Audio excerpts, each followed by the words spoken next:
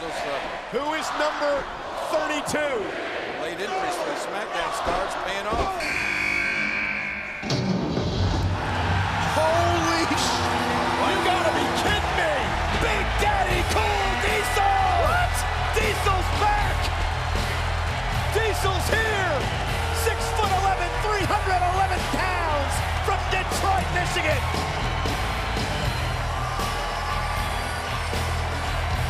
Bro, this is what it's all about, and you never know who's gonna show up. Can who will ever forget in 1994 when Diesel entered the Rumble match and eliminated 7 men, nearly 7 feet tall. How can you not? Kofi Kingston head first on the turnbuckle. How can you not get chills? Watch out, Dolph. Diesel unloading.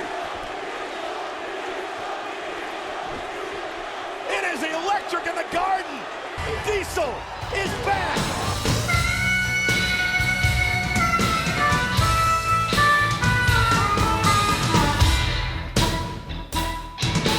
Hey guys, what's going on? This is Chase from Burnout Inc. And tonight I'm going to do a review on the WWE Elite Series 16 Diesel.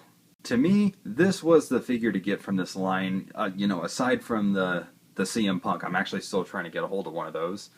And the Kevin Nash variant. I think that one looked really cool as well. Let's see, here's his packaging right here. There's a picture of Diesel on the front and on the side.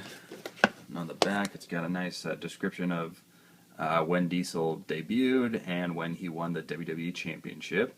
It's got his career highlights, height and weight, signature move, first in the line.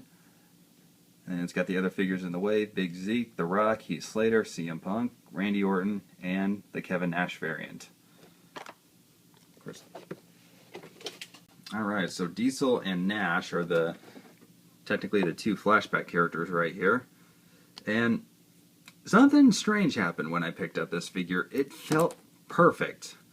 Like, you ever picked up an action figure and it's like either too top heavy or it's like bottom heavy or just something like that to where you're afraid it's going to fall over or it's going to break or it's going to do something. But it was weird. I picked this one up right out of the packaging earlier today and I was just like, dude, I don't know why. I just feel good about myself when I pick up this Diesel figure. It's a strange thing, but Diesel was one of my favorite characters from the 90s, and I know a lot of people got strong opinions on Kevin Nash the person, but me, I'm not one of those guys that holds anything against him, so, whatever he did in WCW or WWE or, outside of it, that's his own business, and whatever else, whoever else was involved in that stuff. But, I just like to look back on the wrestlers, see what they did on TV, and just kind of go at it from there. So, I was a big fan of the Diesel character.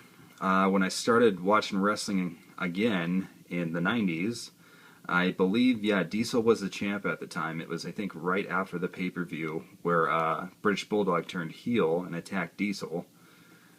So that was a good time. I liked it a lot, and I think I grew on Kevin Nash's character a lot just because, he kind of, for some reason, reminded me a lot of my dad, especially in the face, because my dad had really long black hair and, goatee and stuff like that.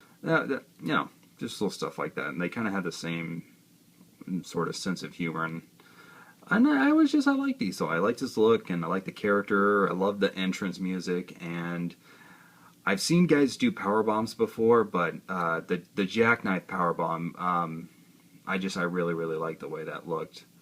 Yeah, Diesel was one of my favorite characters of the 90s, and he was actually one of the very first Jakks figures that I owned. I had the Series 1 Diesel. I think he was like the second and third figure I bought. First one I bought was Shawn Michaels. The next one I got Diesel and the Bret Hart from that wave at the same.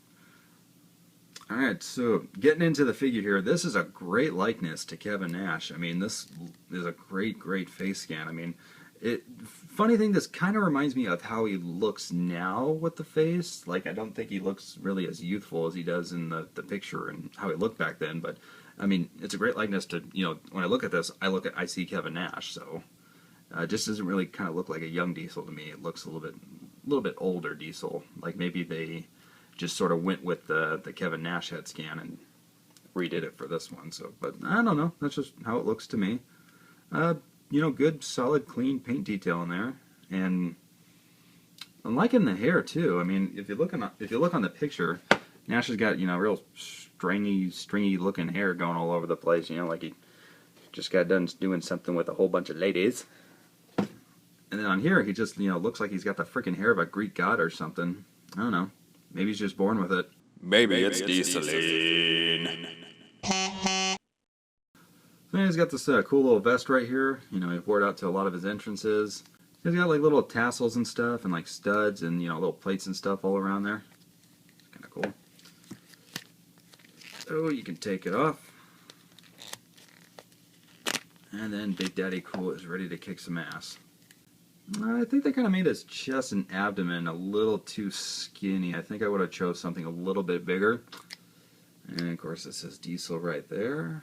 And strange thing too, I was kind of expecting to have those black lines on the side of his costume, or on the side of his top right here, because I do remember Diesel having that on at least one of his white tank tops.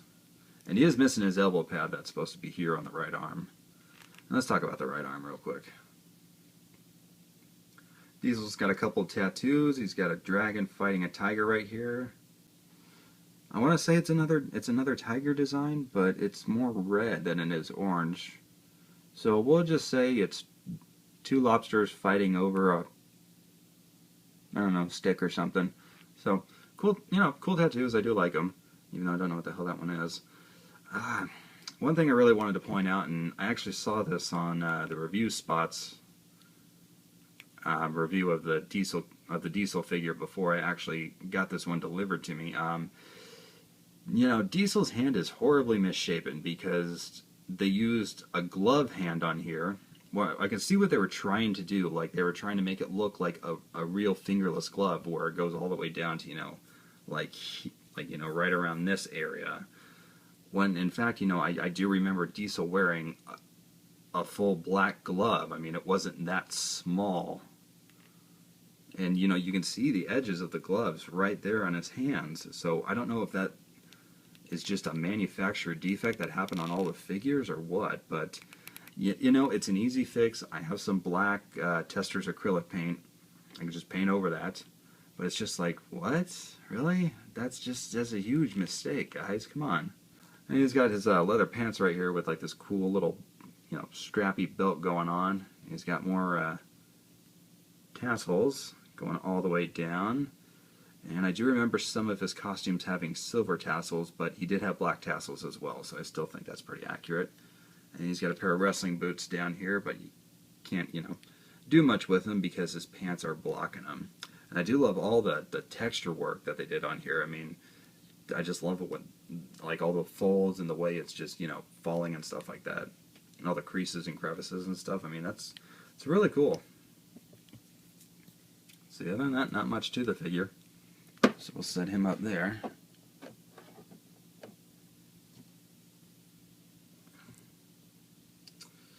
And Diesel's other accessory is he comes with the Winged Eagle World Wrestling Federation Championship belt. And yes, I did say WWF, or World Wrestling Federation, because that's what this belt represents. I think it also represents something else. But anywho, it's a great belt. This also came with the Defining Moments Bret Hart and the Legend Series Ultimate Warrior, even though he had a yellow strap with it. Not entirely accurate. He had the yellow strap on the Intercontinental title. But, you know, it's a cool belt. I love it. It's classic. Alright, so Diesel's articulation. His head can go 360. Does have an ab crunch. Can turn at the waist. Arm goes all the way around. Upper bicep swivel. Got a single joint in the elbow. Wrist rotates all the way around. And it can pivot as well. Slaves can go forward and out with relative ease. Upper hip swivel. Double jointed knees.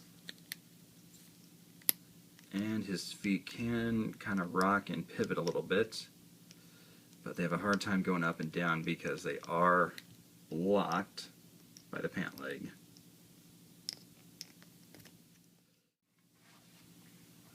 So, you know, just by looking at it and knowing I have this figure on my shelf, and the fact that I really do love the Diesel character, you know, slightly more than Kevin Nash the wrestler, just because it holds a lot of nostalgic for me, and you know, sometimes I'm a bigger fan of wrestlers as characters than I am wrestlers heightened versions of their real personas. But you know, Kevin Nash, Diesel, there really wasn't a big difference between the two. But you know, I'm digressing. Sorry. Just looking at this figure, it's one of my favorites. There's just, you know, a couple things I think are a little bit wrong with it. I just would have went with a little bit bigger build in the upper body area, and then of course whatever the hell somebody did to this hand. I mean, come on, guys, paint the freaking thing. So, but he does come with a lot of cool accessories. He's got the, you know, Elite articulation. It looks just like Kevin Nash, and it's a solid representation of Diesel. So I'm going to give him a 9 out of 10. Would have loved to have given him a 9.5. You know, I just got my own few little gripes about it. But it's a great figure. It's definitely one of my favorites. I would definitely suggest picking him up as well. So this was Chase from Burnout Inc., and I'll see you guys next time. Alright, so after a quick little repaint, took me about maybe 5 minutes, just to make sure I got every little crack and crevice, his hand looks much better.